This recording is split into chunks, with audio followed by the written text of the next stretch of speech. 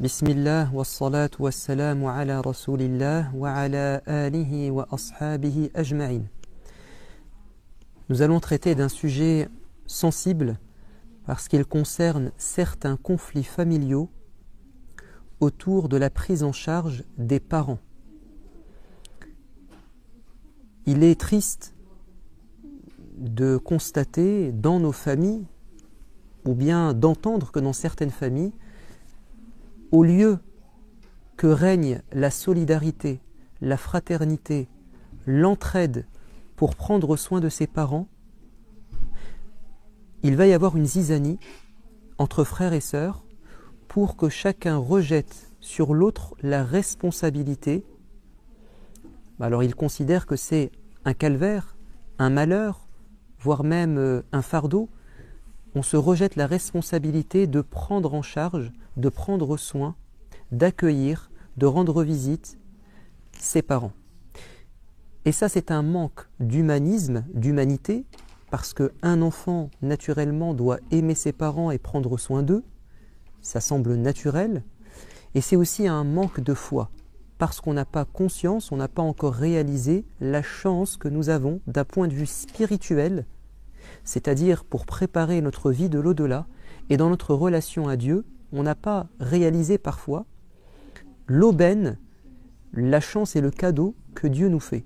Lorsqu'il prête vie à nos parents et qu'ils atteignent un âge avancé et que nous avons la chance d'être à leur côté. Parce que sachez que des gens n'ont pas cette chance, soit parce que leurs parents sont morts assez tôt, ils étaient encore jeunes, ou bien ils étaient adultes mais trop occupés pour passer du temps avec leurs parents, ou bien leurs parents sont bel et bien vivants, mais ils sont à l'étranger par exemple, loin de leur famille, et donc ils aimeraient dans l'absolu s'occuper de leurs parents, mais la vie a fait qu'ils ont dû prendre des distances pour des raisons professionnelles, parfois parce qu'on s'est marié dans un autre pays et on a une nouvelle famille. Donc, il ne faut pas jeter la pierre à tout le monde. Il ne faut pas accuser toute personne d'être ingrate envers ses parents lorsqu'ils ne s'occupent pas d'eux. Il y a des circonstances évidemment atténuantes et particulières. Mais ce qui est intolérable, c'est que nous ayons nos parents à proximité, que nous avons le temps et les moyens d'être à leur côté et qu'ils ont besoin de nous. Bon, parce que parfois les parents sont très bien là où ils sont et ils ne réclament pas forcément quelque chose de particulier, mais j'entends par là des parents qui ont besoin de leurs enfants. Tout est à portée de main, tout est accessible et il y a des gens qui refusent. Et ça, c'est malheureux. Alors, on va d'abord commencer par mettre en évidence la chance dont nous disposons lorsque nous avons des parents âgés, encore vivants, à proximité de nous. Quel est donc l'avantage et l'intérêt d'avoir des parents âgés ? Premier avantage, c'est que généralement, nous ne prenons conscience de la valeur, du mérite, des sacrifices de nos parents que lorsque nous devenons matures, donc on prend de l'âge, voire on devient parents nous-mêmes. C'est là qu'on commence à comprendre ce qu'ils ont enduré. Par exemple, la souffrance de la mère. Notre maman qui nous a portés,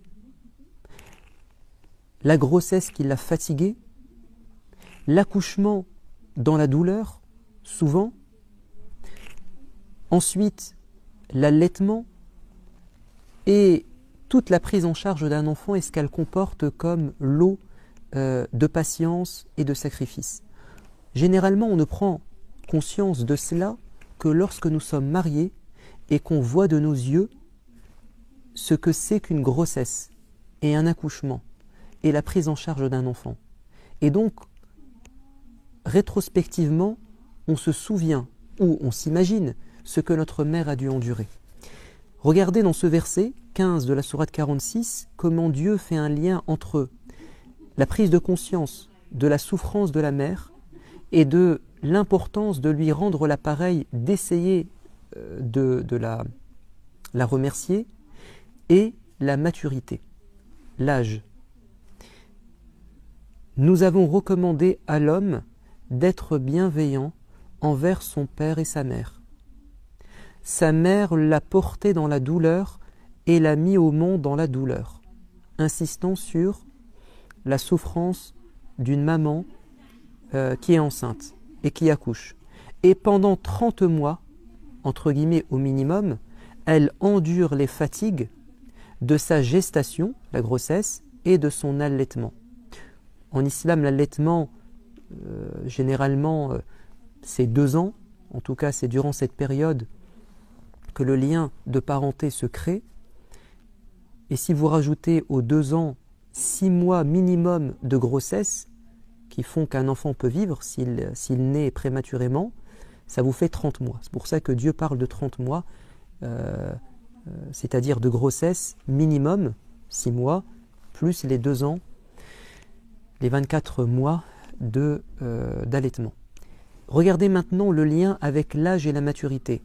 Et quand il atteint, c'est-à-dire l'enfant, sa maturité à l'âge de 40 ans, il dira « Seigneur, fais que je sois reconnaissant envers toi pour les bienfaits dont tu m'as comblé, dont tu nous as comblés, mes parents et moi. » Dieu parle de ces 40 ans où on atteint une certaine maturité, on devient sage et on pense à nos parents et on pense à tous ces bienfaits dont Dieu nous a prodigués. Donc, premier avantage d'avoir des parents âgés, c'est que Dieu nous laisse le temps d'être matures et donc de prendre conscience de leur mérite. Deuxième avantage, lorsque nos parents sont âgés, généralement, on a eu le temps de se constituer une richesse. S'ils étaient décédés, à l'âge lorsqu'on avait 20 ans, ou 25 ans, ou même parfois 30 ans, on est encore pris dans notre carrière personnelle, dans peut-être un commerce, le début de notre travail, ou de nos études. Et donc on n'a pas le temps de penser à nos parents, parce qu'on pense d'abord à soi, à sa situation. Mais quand on atteint l'âge de 35 ans ou 40 ans, généralement, on a de l'argent, on a une richesse. Et donc c'est une occasion en or pour nous, si nos parents sont vivants, de leur faire du bien avec notre argent. Et l'un des meilleurs cadeaux que l'on peut faire à nos parents, c'est de leur offrir leur voyage de rêve, qu'ils n'ont peut-être pas pu réaliser parce qu'ils se sont occupés de nous. C'est bien évidemment ce voyage à la Mecque, le pèlerinage.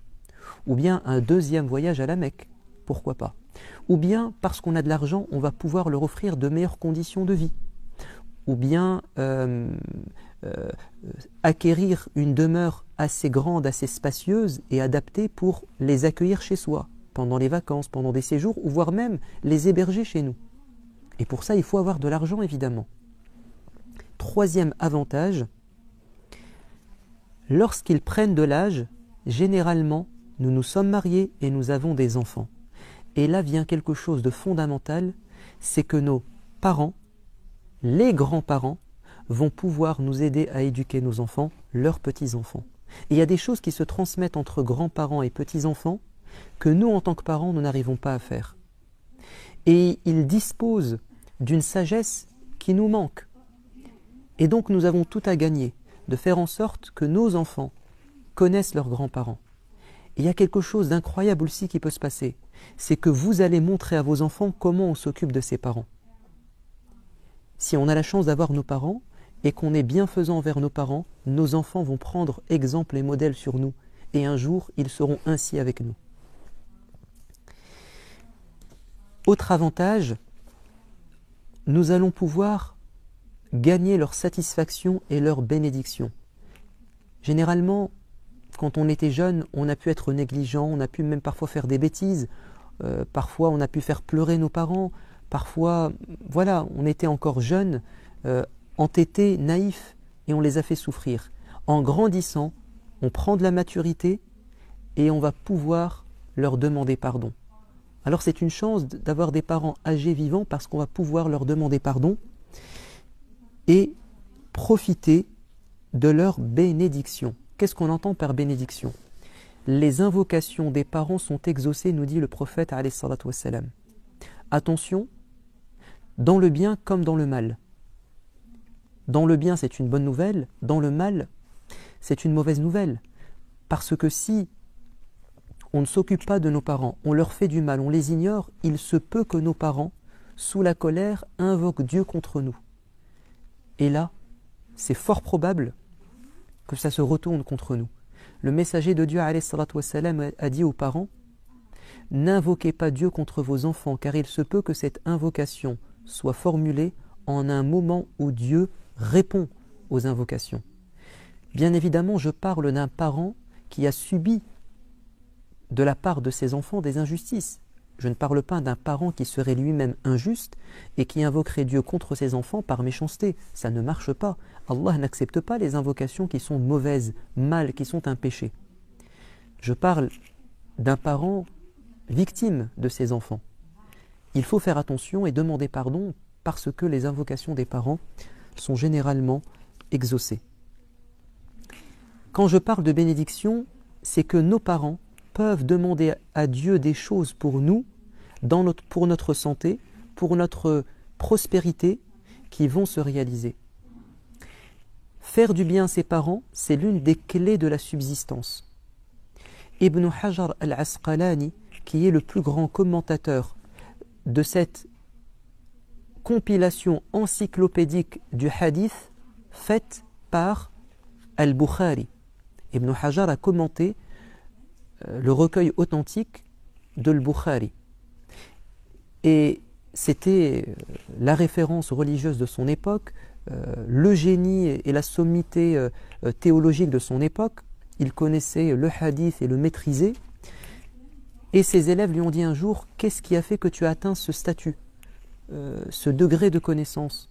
Il a dit: je pense que cela remonte à cette nuit que j'ai passée avec ma mère lorsqu'elle était malade, et je me suis occupé d'elle et elle a invoqué Dieu pour moi, et je pense que ce sont ces invocations de ma maman qui ont fait que aujourd'hui je suis ce que je suis. Autre avantage, c'est que nous allons gagner la miséricorde de Dieu. Le prophète bien-aimé a dit: soyez bons envers les gens sur terre, Allah sera bon envers celui qui est au ciel, sera bon envers vous. Allah va nous traiter comme on traite les autres. Et donc quand on est bon avec ses parents, on a de grandes chances que Dieu fasse de même avec nous. Comme on dit, la roue tourne dans le bon sens comme dans le mauvais sens. Le prophète alayhi salatu wassalam était en train de monter sur le minbar, la chaire, l'estrade, pour prononcer un sermon, et il a posé son pied sur la première marche et il a dit Amin. Puis sur la deuxième marche, il a dit Amin. Puis sur la troisième, il a dit Amin.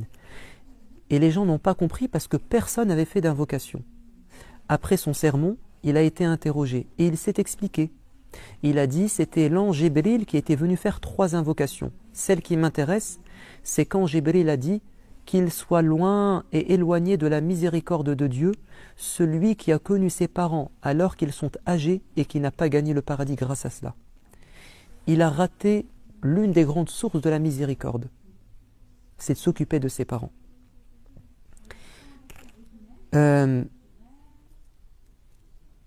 Gagner le paradis, bien sûr, s'occuper de ses parents et gagner leur satisfaction, c'est une des meilleures portes d'entrée du paradis.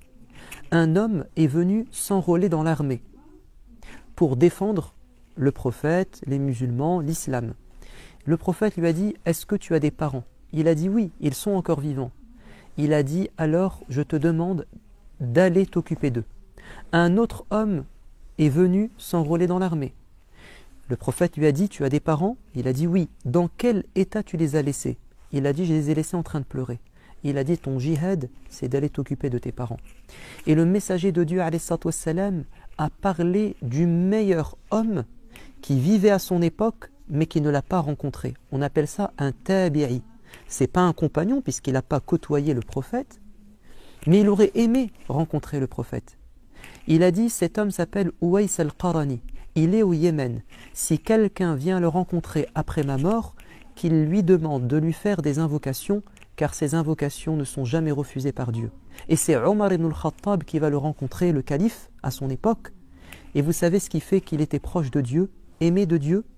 C'est que le prophète a dit: il aimerait venir me voir, mais ce qui l'empêche, c'est qu'il s'occupe de sa mère. il y a quelque chose d'incroyable, c'est que parfois, connaître ses parents lorsqu'ils ont un âge avancé, ça peut renouer des liens et réparer des blessures qui remontent au passé. Parce que dans les moments d'épreuve, les parents âgés sont éprouvés dans leur santé. Dans les moments d'épreuve, beaucoup de choses disparaissent et beaucoup de choses bonnes apparaissent. Et là, je peux vous faire livrer ce témoignage d'une sœur convertie à l'islam qui a dit « Je vis dans le nord et je me suis occupé de ma belle-mère. » Et puis à un moment donné, je me suis dit « Il est temps que je m'occupe de ma mère qui est dans le sud. » Alors j'ai demandé à mes beaux-frères, mes belles-sœurs, de prendre le relais. Et je suis parti rejoindre ma mère dans le sud, qui n'était pas musulmane. Quand je suis arrivé, quelques jours ou quelques semaines après, on lui a détecté un cancer. Je me suis dit, quel malheur. Au moment où je veux profiter d'elle, elle tombe gravement malade. Elle a dit, mais après coup, j'ai compris que c'était le meilleur cadeau que Dieu nous ait fait à elle et à moi. Parce que dans l'épreuve, je l'ai redécouverte et elle m'a redécouverte. Car j'étais auparavant une fille, parfois trop, caractérielle avec ma mère, et on a eu des tensions. Mais quand elle était malade, je me suis occupé d'elle et on s'est redécouverte. Et mieux que cela, c'est qu'elle a fini par embrasser l'islam parce que elle lui a montré un bon comportement et elle s'est bien occupée d'elle. Un autre témoignage qui est livré par un des plus grands prédicateurs du Koweït, je pense, il est décédé, paix à son âme, en tout cas c'est ce qu'il me semble, Ahmed Al-Qattan. Ahmed Al-Qattan raconte son histoire. Il dit, quand j'étais jeune, mon père était un marin et il a été touché par la foudre et il a perdu l'usage de ses membres. Et il a demandé à ce qu'on lui ramène un imam pour qu'il lui lise du Coran. Peut-être, s'est-il dit, que j'allais guérir. Mais cet imam lui avait demandé de l'argent en échange de ce service. Et ça l'a profondément blessé parce qu'il était pauvre. Et il lui a dit, va-t'en, toi et ton Coran, et ta religion. Et c'est comme ça qu'il a fini par détester l'islam à cause de cette mauvaise expérience. Et on lui a dit, il y a un hôpital à quelques kilomètres de la ville, tenu par des chrétiens. D'ailleurs, le chef de service ou le directeur de l'hôpital est un chrétien, et lui, il saura être bon avec toi et s'occuper de toi. Ahmed Al-Qattan a dit, mon père s'est traîné par terre, parce qu'il ne pouvait pas marcher. De l'aube jusqu'au zénith. Il s'est traîné dans la rue jusqu'à arriver, après plusieurs heures, devant la porte de l'hôpital, évidemment avec plein de sang, et il a perdu connaissance. Et en se réveillant, il était sur son lit, et il avait des médicaments à ses côtés, et il avait de l'argent dans la poche. Et on lui a dit, c'est ce médecin chrétien qui a eu pitié de toi, il t'a soigné, il t'a donné des médicaments, il t'a même donné de l'argent.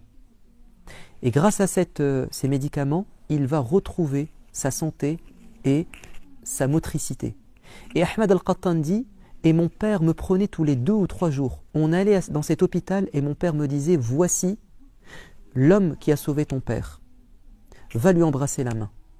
Et c'est comme ça que moi-même, je n'ai pas grandi dans l'islam, puisque mon père a été choqué par le comportement d'un imam et il a été admiratif du comportement du chrétien. Pardon. En grandissant, il a dit, je suis devenu un poète. Et j'ai tout de suite adhéré à l'idéologie communiste athée. Et on m'a mis en avant. Mais, chemin faisant, j'ai fini par revenir dans l'islam et devenir un prédicateur. Mais je n'ai pas réussi à faire raisonner mon père et à le remettre dans le droit chemin. Mon père, à la fin de sa vie, il est devenu malade, il a perdu à nouveau sa santé et il était handicapé. Et il a dit, je me suis dit, c'est une opportunité en or à saisir pour lui montrer la bonne image de ce qu'est un imam, c'est-à-dire finalement corriger le cliché qu'il a eu et l'amalgame qu'il a fait avec l'imam durant sa jeunesse. Il a dit, je me suis occupé de mon père et je me suis adonné totalement à lui. Et il a dit, j'allais même jusqu'à récupérer ses besoins quand il les faisait pour les jeter. J'ai tout fait jusqu'au jour où mon père a fini par me dire, mon fils, c'est bon, j'ai compris maintenant ce qu'était un vrai musulman et ce qu'est l'islam, et il est revenu dans le droit chemin. Donc avoir un parent âgé, voire même malade, et avoir un bon comportement, ça peut transformer notre personne, et voire même parfois nos parents. Si on a pris conscience de cela, ça signifie qu'on devrait non seulement s'entraider entre frères et sœurs pour s'occuper de nos parents, mais plus encore se faire la concurrence et se battre pour s'occuper de nos parents. Mais malheureusement, parfois, c'est l'inverse qui se passe. J'ai plein d'anecdotes en tête, tristes, où des frères ou des sœurs disent « Est-ce que c'est normal ce qui se passe dans ma famille ?» Je me souviens de cette dame qui disait « Je suis la plus âgée et je me suis occupée de mes frères et sœurs. Et je me suis occupée de mes parents âgés. Mon père est décédé. Ma mère est encore vivante et elle a perdu la tête. Elle est atteinte de démence. Et je me suis mariée la dernière de la famille alors que je suis la plus âgée. Tous mes frères et sœurs ont une situation professionnelle stable et familiale aussi. Moi, je viens de me marier, j'ai des petits-enfants. Et mon mari est au chômage. Et moi, je travaille et je dois m'occuper de ma mère.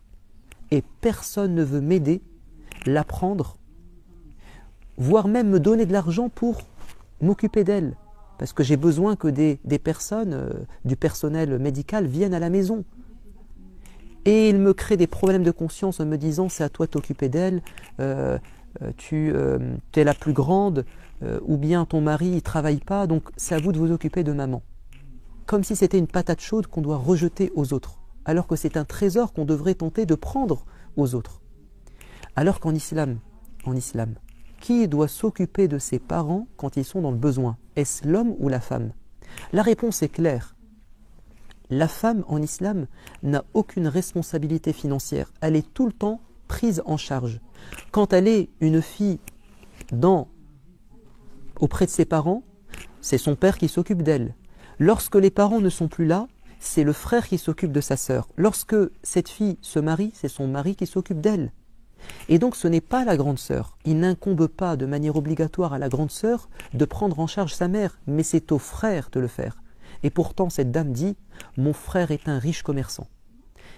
Il était commerçant avec mon père est décédé, c'est lui qui a repris les affaires de la famille. Il a de l'argent, mais il refuse de m'aider à m'occuper de maman. Et il dit c'est à toi de le faire. » Heureusement qu'on a d'autres exemples qui nous font chaud au cœur et qui nous motivent à nous occuper de nos parents.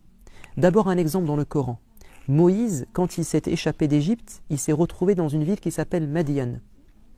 Quand il arrive au faubourg de la ville, il trouve des bergers, des hommes, en train d'abreuver leurs animaux. Et derrière, il y avait 2 femmes qui attendaient leur tour avec leurs animaux. Et Moussa a trouvé ça étrange, parce que c'est un métier d'homme. Et il leur a dit, mais qu'est-ce que vous faites là? Elles ont dit, nous sommes obligés de nous occuper des animaux, de travailler parce que nous n'avons qu'un père et une mère, et notre père est très âgé. On n'a pas de frère et papa ne peut pas travailler. Donc on se sacrifie et on s'entraide, nous les 2 sœurs, pour prendre en charge papa. Ça c'est un exemple magnifique. Allah a dit dans la sourate 17, versets 23 et 24, écoutez bien, وَقَضَى رَبُّكَ أَلَّا تَعْبُدُوا إِلَّا إِيَّهُ. Et votre Seigneur vous a commandé de n'adorer que lui. Le tawhid. وَبِالْوَالِدَيْنِ إِحْسَانًا. Et d'être bienfaisant envers vos parents, c'est une obligation. Surtout, écoutez la suite, إِمَّا يَبْلُغَنَّ عِنْدَكَ الْكِبَرَ أَحَدُهُمَا أَوْ كِلَاهُمَا. Si l'un des 2 parents ou les 2 parents ont atteint un âge avancé, فَلَا تَقُلْ لَهُمَا أُفْ. Ne leur souffle jamais au visage, ne montre aucun signe de mécontentement, وَلَا تَنْهَرْهُمَا. Ne les brusque pas, ne les rejette pas, ne les humilie pas. وَقُلْ لَهُمَا قَوْلًا كَرِيمًا. Tiens-leur des propos nobles, bienveillants, mielleux. C'est pas fini. وَاخْفِضْ لَهُمَا جَنَاحَ الذُّلِّ مِنَ الرَّحْمَةِ. Et baisse les ailes de l'humilité, de la miséricorde face à eux. Rabaisse-toi devant tes parents. وَقُلْ رَبِّ ارْحَمْهُمَا كَمَا رَبَّيَانِي صَغِيرًا. Au Seigneur, dis au Seigneur, sois bon envers mes parents comme eux ont été bons à mon égard quand j'étais jeune. C'est-à-dire que on peut faire tout le bien possible, ça ne sera jamais suffisant pour rendre à nos parents ce qu'ils ont fait, et donc on devra se tourner vers Dieu et dire « Ya Allah, s'il te plaît, fais leur miséricorde parce que ça me dépasse ». Le prophète de l'islam a dit « Vous n'arriverez jamais à rendre à vos parents le bien qu'ils vous ont fait, à moins que vous les trouviez esclaves et que vous rachetez leur liberté. Vous leur rendez leur liberté. » Un homme est venu dire au calife Omar « Ya Omar, je m'occupe de ma mère, elle est comme un enfant. C'est moi qui la nourris, c'est moi qui l'habille, c'est moi qui la lave, c'est moi qui la déplace. Est-ce que tu penses que j'en ai fait assez ?» Et Omar va dire non, car il y a une grande différence entre tes sacrifices aujourd'hui et ceux de ta mère il y a longtemps. Toi, tu t'occupes de ta mère et tu fais des efforts avec l'espoir que ça se termine. Alors que ta maman, elle faisait les sacrifices et les efforts avec l'espoir que ça dure le plus longtemps possible. Donc ça n'a rien à voir. Il y a une sœur incroyable, elle et ses sœurs d'ailleurs. Leur mère est devenue tétraplégique alors qu'elles étaient encore jeunes. Pendant 20 ans, la mère était vivante, tétraplégique. Et ils l'ont gardée à la maison, ils se sont occupés d'elle, elles se sont occupées d'elle, jusqu'à la fin. Et l'une d'entre elles a même sacrifié presque ses études et peut-être sa vie de famille pour s'occuper de sa mère. Une telle personne ne peut pas être abandonnée par Dieu. Une telle personne ne peut pas être malheureuse dans sa vie parce qu'elle a fait quelque chose de très grand. Je termine par ce témoignage d'un juge saoudien qui s'appelle Ibrahim al-Hilali, qui nous dit « Le cas judiciaire le plus étonnant qui m'a été exposé et soumis dans ma vie, c'est cet homme de 60 ans qui est venu se plaindre de son frère de 65 ans parce qu'il refusait de le laisser prendre sa mère en charge. » En fait, cet homme de 60 ans, pendant toute sa carrière militaire, il était en voyage. Il ne pouvait pas s'occuper de sa mère. C'était son grand frère qui la prenait en charge. Et lui, pour contribuer, il donnait une somme d'argent pour son frère et pour sa mère qui suffit à les prendre en charge toute l'année. Chaque année, il faisait ça. Maintenant qu'il est en retraite, il réclame à son frère ce droit de profiter de sa mère et de s'occuper d'elle alors qu'elle est très âgée. Mais le grand frère refuse. Il dit « Je ne peux pas me séparer d'elle. Alors, je suis venu demander mon droit auprès de vous, le juge. » Le juge va les convoquer tous les deux avec leur mère. Et il va dire « Chacun s'exprime. » Et le grand frère de 65 ans va dire « Mon frère, je sais qu'il a raison, mais je ne peux pas me séparer de ma maman, je veux la garder. » Ils se disputent devant un juge, non pas pour se débarrasser de leur mère, mais pour s'occuper d'elle. Incroyable. Et au final, le juge va dire « Je donne raison au petit frère, c'est à son tour de prendre sa maman chez lui. » Et le juge va dire « Et le grand frère a fondu en larmes. Et il nous a tous fait pleurer. » Il nous a tous fait pleurer. Eh bien, c'est comme ça qu'on doit être. C'est comme ça qu'on doit être parce que le paradis est auprès de notre mère. La porte d'accès au paradis la plus facile, dit le prophète, est celle de s'occuper de ses parents. Que Dieu nous pardonne si nous avons été négligents, que Dieu nous permette de nous rattraper aujourd'hui, quand bien même nos parents seraient décédés, car on peut faire du bien à nos parents après leur mort, par des invocations, par des sadaqat, en faisant du bien à ceux qu'ils aimaient, et en faisant en sorte de bien se comporter pour pouvoir les rejoindre là-haut. Wallahu a'lam, walhamdulillahi rabbil alamin, wassalamu alaykum wa rahmatullah.